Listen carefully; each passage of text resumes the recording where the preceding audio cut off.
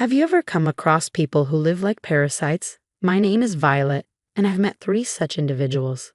My in-laws are the quintessential leeches. They never worked hard and always wanted more than they could afford. My husband Nate was the only successful member of his family and quickly became their cash cow. When I was dating Nate, I had no idea how bad things were. He warned me, but I refused to believe him. After we got married, I saw just how bad his parents, Ben and Donna, were. He also had a brother, Shane, who was the golden child and had never worked a day in his life. And he wasn't a teenager, he was a grown adult in his 20s. Because of my in-laws, Nate and I had to sacrifice a lot. Nate had a good job while I was a stay-at-home wife. This was a joint decision since Nate's job was stressful, and he needed someone to take care of him. We were okay with this arrangement. However, money was always tight because his family took half of his salary. He paid their rent and utilities along with ours, yet they were never satisfied. Nate, you need to put in more money towards us. It's not fair you spend so much on your wife. She can get a job if she wants money. We're a 3-person family. We deserve more. What you give us isn't enough. Do you want to see us in poor condition? He just wants to keep his useless housewife happy. I don't know why he pays for her. All she does is lounge around the house and look at her phone. I always told you not to spend so much on the wedding, yet you gave in to everything Violet said. Now you have no money for us. That's not what a good son would do, they would say. The emotional blackmail never stopped. Surprisingly, they never made Shane work. He stayed with them, and Nate had to pay for his expenses as well. I never complained because I knew family was important. However, I had no idea I would become a victim of my in-laws. It all started when Donna and Ben got sick one after another. The hospital bills racked up, and the entire situation was pretty stressful for all of us. One day, Nate came home from the office looking very upset. I could tell something was bothering him, and I started to feel concerned.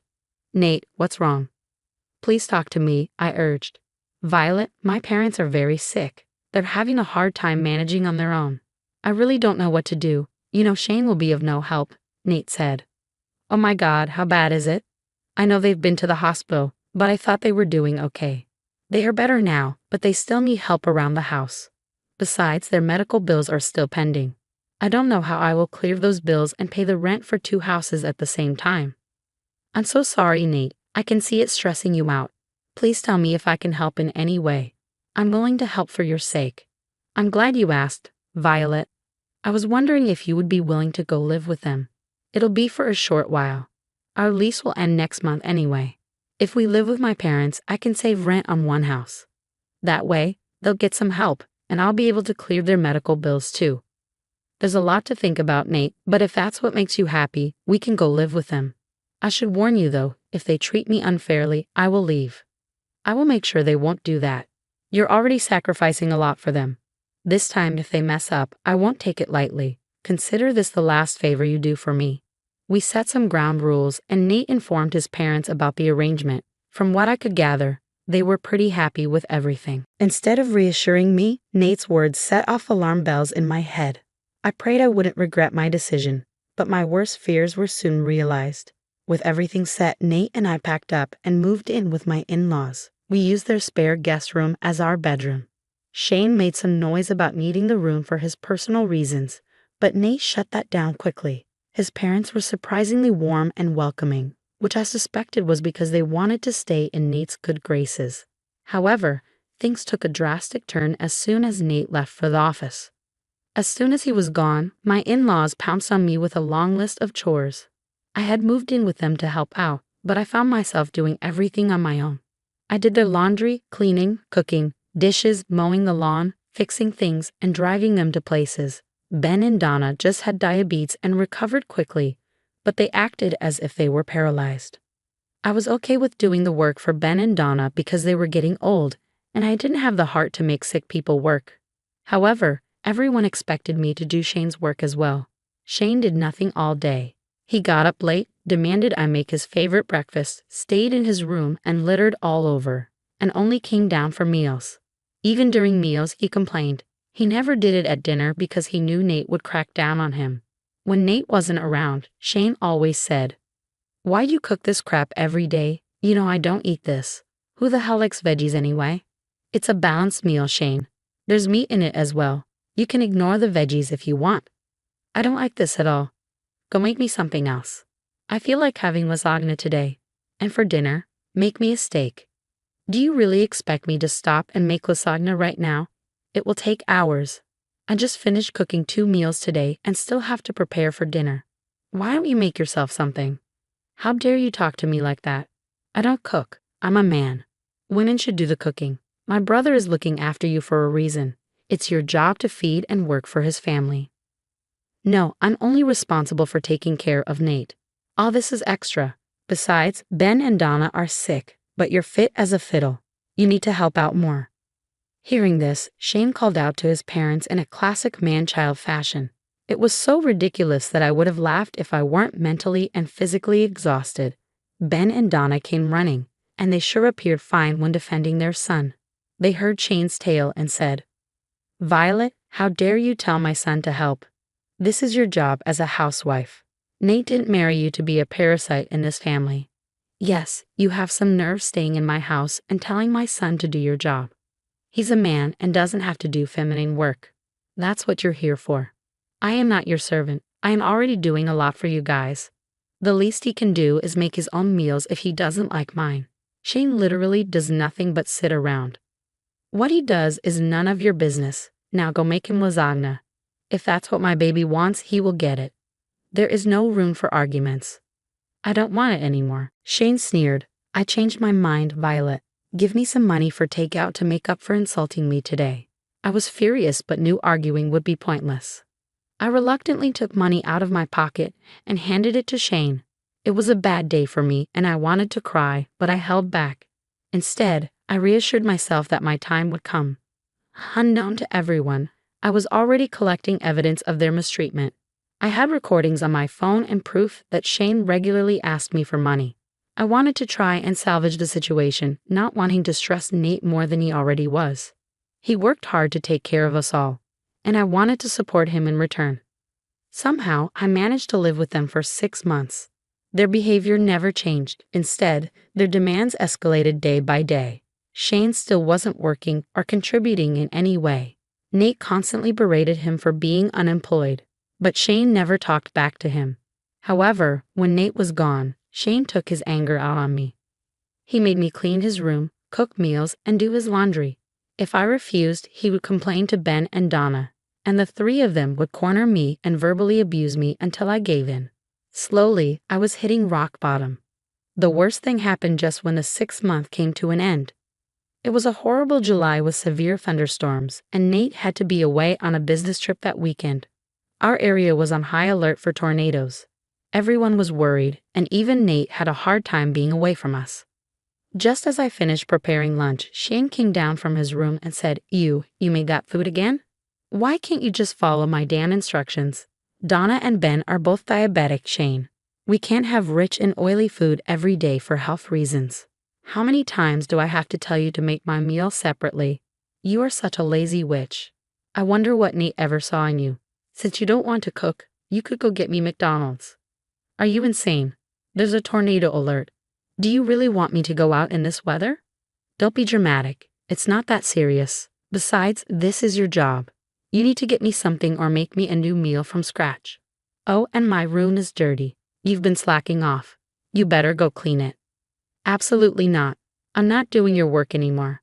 I already have a lot on my plate with stocking groceries and preparing for the storms. From now on, if you don't like anything, you can cook your own food. You are a grown man, so clean your own room. What did you just say? Just wait till Mom and Dad hear about this. You'll pay for talking to me like this. Shane, as usual, called Ben and Donna. At that moment, I knew things were about to hit the fan. So I got my phone out and started recording. Ben and Donna came down, and Shane cried to them about how badly I was treating him. You have no shame, Violet. We've told you multiple times that our son won't do a woman's job. You never listened to us. You're an ungrateful witch wasting Nate's money, and said. I always knew this little witch was a leech. See, I was right. How dare you mistreat my son in my own house? We've been hosting you, and you have no gratitude, Donna added. I'm tired of working like a dog for you guys. All you 3 do is sit and complain. There is just so much a person can take. Besides, I'm working enough for this household.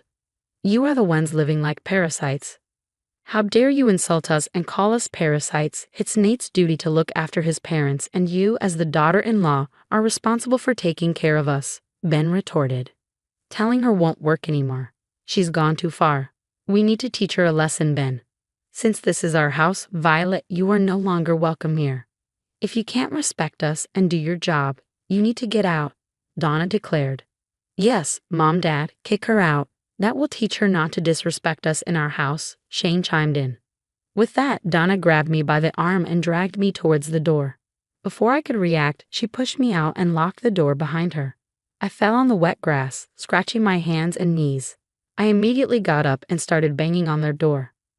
No, you can't kick me out. What is wrong with you?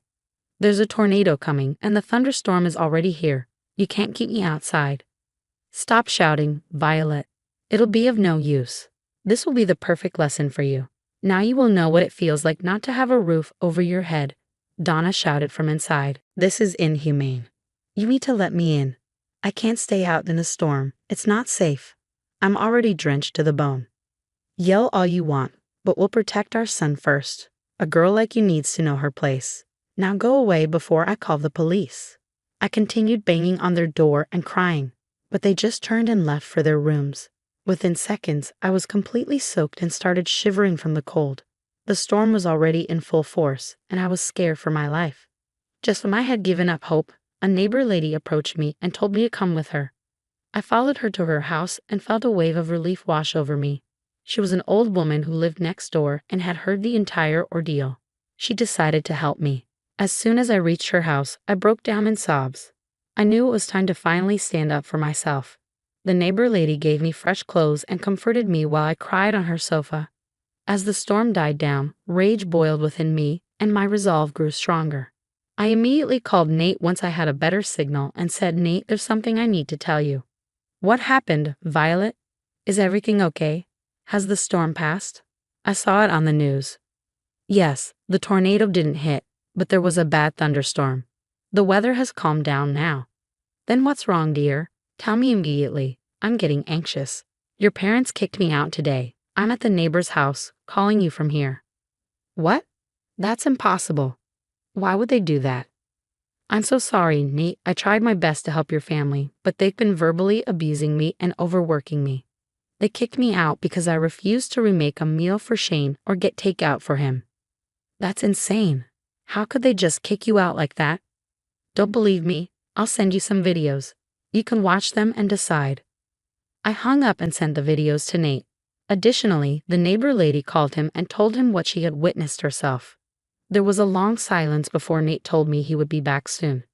Meanwhile, my in-laws didn't try to contact me until an hour after I talked to Nate. They were peacefully staying at the house and didn't even care if I was safe. However, when they started blowing up my phone, they called me back into the house. I went there for a final confrontation and said, What do you want now? After kicking me out, you had no regard for my safety. What's the point of calling me back here?